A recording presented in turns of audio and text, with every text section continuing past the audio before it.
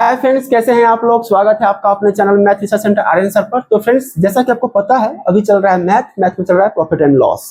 Profit and loss question का standard अभी ऐसा है कि अभी जो एग्जाम आने वाली है आपका, ये सब उसी से रिलेटेड है। ठीक है, और मेरा जो रेपुटेशन है कि हम आपको हमेशा प्रीवियस क्वेश्चन देते हैं, तो अभी भी हम प्रीवियस क्वेश्चन देंगे। प्रीवियस क्वेश्चन में दो फायदा होता है, एक एग्जाम में टकराता है, दूसरा एग्जाम का स्टैंडर्ड पता चल जाता है कि एग्जाम में क्वेश्चन किस हिसाब से पूछा जाता है। इसीलिए हम क्वेश्चन बैंक पढ़ते हैं। मेनली हर स्टूडेंट को क्वेश्चन बैंक पढ़ना ही चाहिए, एग्जाम का प्रीवियस क्वेश्चन पढ़ना ही चाहिए, इससे काफी फायदा होता है। तो चलिए क्लास को शुरू करते हैं। सवाल कुछ आपका इस प्रकार से दिया हुआ है। एक स्कूटर के विज्ञापित मूल्य पर 10% छूट देने के बावजूद एक डीलर 20% लाभ कमाता है। मतलब एक स्कूटर का जो मार्किंग प्राइस है उस पर 10% छूट देने के बावजूद एक डीलर को 20% का लाभ होता है। ठीक है, यदि उसे 7,500 रुपए लाभ होता है तो स्कूटर का मार्किंग प्राइस क्या है, ये सवाल है। तो चलिए सवाल को बनाते हैं। यहां पर सवाल ये कुछ ना अलग ढंग से बनेगा, तो थोड़ा सा ध्यान दीजिएगा। देखिए, पहले हम लेते हैं कि अगर सीपी यहां पर सीपी बट्टा एसपी, ठीक है, सीपी अगर हम यहाँ पे 100 लेते हैं तो इसमें क्या है, 20% प्रॉफिट कमा रहा है। ठीक है, 20% प्रॉफिट कमा रहा है, तो 20% जब प्रॉफिट कमाएगा तो एसपी कितना हो जाएगा, 120। इस दोनों में है उसे 20% प्रॉफिट।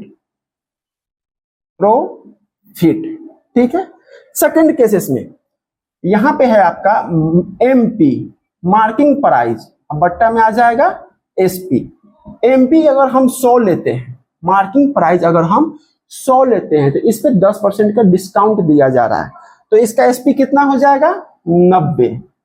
ये है आपका 10% डिस्काउंट। ठीक है, अब ध्यान दीजिएगा, ये तो हमारा तोड़ मरोड़ वाला रूल्स है, लेकिन ध्यान दीजिएगा किसी चीज का मार्किंग प्राइस पे छूट देने के बाद जो सेलिंग प्राइस है वो सेलिंग प्राइस हमेशा बराबर होगा जो कॉस्ट प्राइस है उस पे प्रॉफिट जो हम कमाते हैं उस दोनों के जोड़ के बराबर। मतलब कॉस्ट प्राइस और प्रॉफिट में ऐड कर दे तो वो जो सेलिंग प्राइस बनेगा, मार्किंग प्राइस पे छूट देने के बाद जो सेलिंग प्राइस बनेगा, दोनों बराबर होगा। दैट मींस ये दोनों सेलिंग प्राइस को हमें बराबर करना है। ठीक है, एक जीरो से एक जीरो काट दीजिए, ठीक, और एक जीरो से एक जीरो काट दीजिए। यहाँ पे कितना हो जाएगा, 9। यहाँ पे कितना हो जाएगा, इसको अब हम हटा देते हैं क्योंकि ये तो बताने के लिए था कि इसको हमें बराबर करना है, ये एसपी और ये एसपी बराबर करना है। जीरो काट दिए तो 9 हो गया, इसको काट देंगे तो ये 12 हो गया।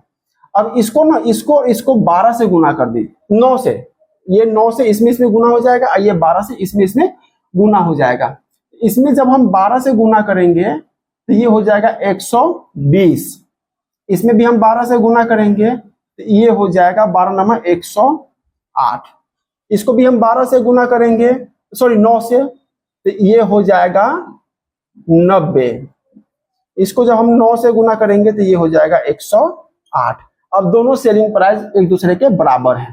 ठीक है, ये हो गया हमारा सीपी कॉस्ट प्राइस, ये सेलिंग प्राइस, ये हो गया हमारा मार्किंग प्राइस। मतलब मार्किंग प्राइस 120 यूनिट होगा तो उसका सेलिंग प्राइस होगा 108 यूनिट, उसका कॉस्ट प्राइस होगा 90 यूनिट। अब हम आते हैं सवाल पे। सवाल में कह रहा है कि 7,500 का प्रॉफिट हो रहा है, तो प्रॉफिट कहां से होगा, कॉस्ट प्राइस और सेलिंग प्राइस के बीच में, यही होगा ना। तो प्रॉफिट यूनिट कितना है, प्रॉफिट बराबर 108 माइनस 90 कितना हो जाएगा, 18 यूनिट। 18 यूनिट। अब ये 18 यूनिट किसके बराबर है, तो 7,500 रुपया के बराबर है। ठीक है, हमसे पूछा जा रहा है कि उसका मार्किंग प्राइस क्या होगा। तो मार्किंग प्राइस कितना है, 120 यूनिट। तो 120 यूनिट किसके बराबर होगा, 120 यूनिट बराबर होगा 7,500 बट्टा में ये 18 आ जाएगा और गुना में आ जाएगा 120। मतलब कि 18 यहाँ पे कर दें तो 1 यूनिट होगा, 120 यहाँ पे डालेंगे तो 120 इधर से गुना कर देंगे, यही चीज है और कुछ नहीं। 6 से काट दीजिए इसको 3 बार में, 6 से कट जाएगा 2 बार में, ये 20 हो जाएगा। 3 से ये कट जाएगा 2500 बार में, 2500 बार में, 25 या 75, 2 को 0 रह जाएगा। अब 25 दूना 50, 1 2 3, 3 को 0 और ऐड कर दीजिए। ठीक है, ये हो गया हमारा मार्किंग प्राइस 50,000। 50,000 हो गया हमारा मार्किंग प्राइस, 50,000 हो गया हमारा मार्किंग प्राइस। ऑप्शन नंबर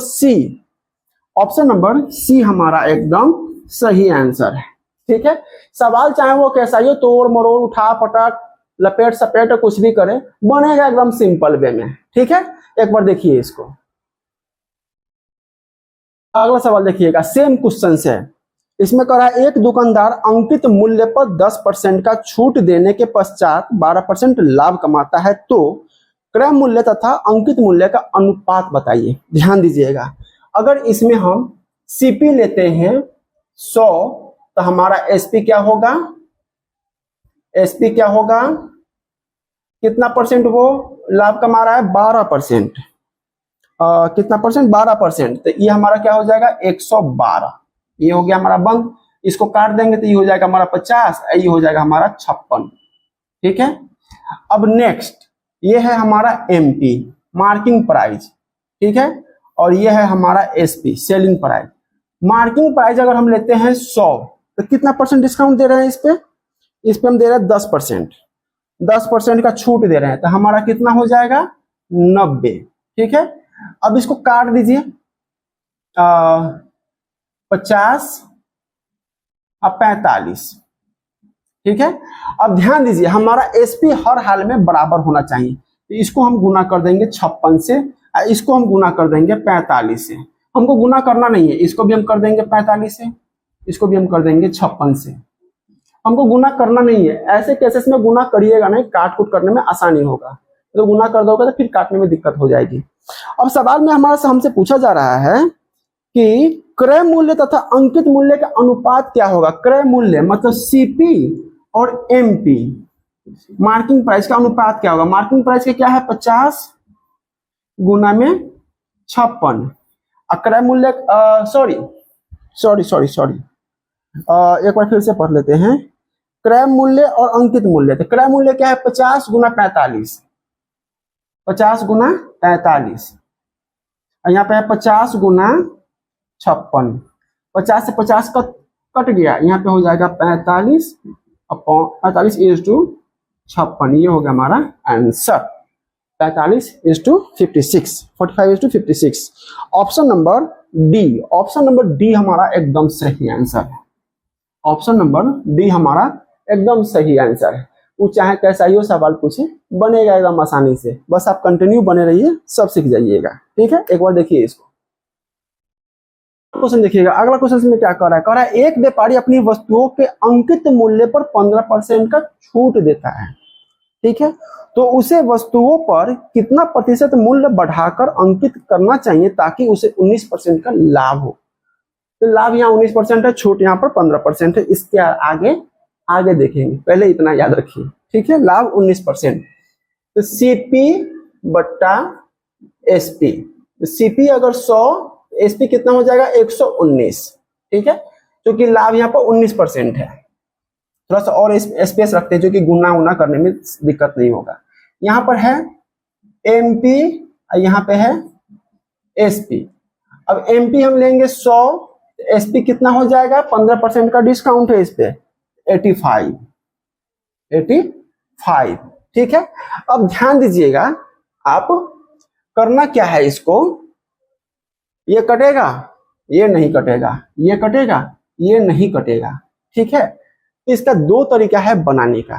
पहला तरीका क्या है, इसको ना 17 से काट दीजिए, इसको भी 17 से काट दीजिए। ठीक है, 17 से इस दोनों को काट दीजिए तो कितना हो जाएगा 17 × 5 = 85, 17 × 5 = 85, 17 × 6 = 102, 17 × 7 = 119। ये 7 बार में, ये 5 बार में। इसको 5 से गुना कर दीजिए, इसको 7 से गुना कर दीजिए, ये हो जाएगा 500, ये हो जाएगा 700। अब 500 से 700 जा रहा है, तो 700 कितना ज्यादा है 500 का, 700 मतलब कि 500 से 700 ज्यादा, 200 बढ़ रहा है, तो ये 200 500 का कितना परसेंट है, 200 500 का कितना परसेंट, इस दोनों के बीच का अंतर कितना है 200। तो ये 200 500 का कितना परसेंट है, नीचे में 500 कर देंगे, यहाँ पे 100 कर देंगे, 2 को 0 यहाँ पे कर देते हैं सीधा, दो को 0 से 2 रखा था, 5 से ये कट जाएगा 20 बार में। अब 20 दूना 40, 40%, 40%, कितना percent? 40%। Option number B, option number B हमारा सही आंसर है। मतलब कॉस्ट प्राइस का 40% हम एक्स्ट्रा उस पे पैसा डाल के मार्किंग प्राइस बनाएंगे। ठीक है, ऑप्शन नंबर बी आपका सही आंसर है। एक बार देखिए इसको, अगला क्वेश्चन देखिएगा। अगला क्वेश्चन में क्या कह रहा है? कह रहा है रीता ने अंकित मूल्य पर 20% की छूट प्राप्त करते हुए एक टेलीविजन को 1680 में बेचकर 800 रुपए का लाभ कमाया। ध्यान दीजिएगा, ये सवाल थोड़ा सा कंफ्यूज करने वाला है। ठीक है, तो टेलीविजन का अंकित मूल्य क्या होगा? अब ध्यान दीजिए, ये अंकित मूल्य दुकानदार के लिए नहीं है, ये अंकित मूल्य है दुकानदार को खरीदने के लिए। जैसे कि अगर मैं एक दुकानदार हूं, तो मैं कोई सामान को खरीदने गया, तो वहां पर उसका जो मार्किंग प्राइस था उस पर मुझे 20% का डिस्काउंट मिला, और डिस्काउंट मिलने के बाद जो कॉस्ट प्राइस उसका पड़ा, उस सामान को हम 1680 में बेच देते हैं, तो मुझे 800 रुपए का प्रॉफिट होता है। तो मेरे लिए उस सामान का अंकित मूल्य क्या था? सवाल ये है, ध्यान से। ठीक है, तो चलिए ध्यान दीजिएगा, यहाँ पर प्रॉफिट कितना है? प्रॉफिट है 800। ठीक है, तो सीपी कितना हो जाएगा? तो सीपी हो जाएगा हमारा, सॉरी एसपी कितना है? सीपी, पहले सीपी कर लेते हैं। सीपी कितना है? तो 1680 रुपया में वो बेचती है, वो बेचती है, तो उसे वो कितना का पड़ा? ये पड़ा 16,800, सॉरी 16,800 में बेचती है।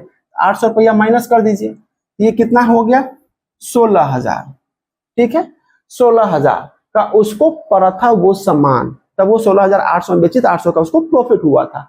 अब जब वो 16,000 में खरीदी थी, तो उस मार्किंग प्राइस क्या होगा जिसमें उसे 20% डिस्काउंट देके इसे 16,000 में पड़ा था। अब आते हैं, तो 20% डिस्काउंट जो इसको मिला था, 20% को हम फ्रैक्शनली तोड़ेंगे, ये कितना हो जाएगा? 1/20% डिस्काउंट मिला था ना, हाँ 20 पर 1/5। ठीक है, अब ये जो 5 है ना, ये मार्किंग प्राइस है। ठीक है, मार्किंग प्राइस है, तो डिस्काउंट करने के बाद ये क्या हो जाएगा? Selling price. तो यहाँ पर सेलिंग प्राइस हो जाएगा हमारा, ये हो गया हमारा एमपी, इसको हम इसे बना देते हैं। ये है हमारा डिस्काउंट और ये है हमारा एमपी। ठीक है, तो यहाँ पर सेलिंग प्राइस क्या हो जाएगा? तो एसपी बराबर हो जाएगा 5 - 1 बराबर 4 यूनिट। तो 4 यूनिट ये किसके बराबर है? 16,000 के, 16,000 के। तो 5 यूनिट किसके बराबर हो जाएगा? तो 5 यूनिट बराबर हो जाएगा 16,000 बटा में 4 गुना में 5, तो 4 चौका 16, 4,000, 4 पंचे 20, 20,000। ये हो गया मार्किंग प्राइस, 20,000, 20,000 हो गया marking price. Option number B आपका सही आंसर है। ऑप्शन नंबर बी आपका एकदम सही आंसर है। ठीक है, एक बार देखिए इसको। तो फ्रेंड्स, चैनल को सब्सक्राइब कीजिए, वीडियो में आप कंटिन्यू बने रहिए, आपको कुछ नहीं आता हो हम सिखा देंगे, इस बात का गारंटी हम देते हैं। ठीक है, हाँ ये मैथ है, ट्रिक्स है, तो आपको कंटिन्यू वॉच करना चाहिए, स्किप बिल्कुल मत कीजिएगा। मिलते हैं अगले क्लासेस में।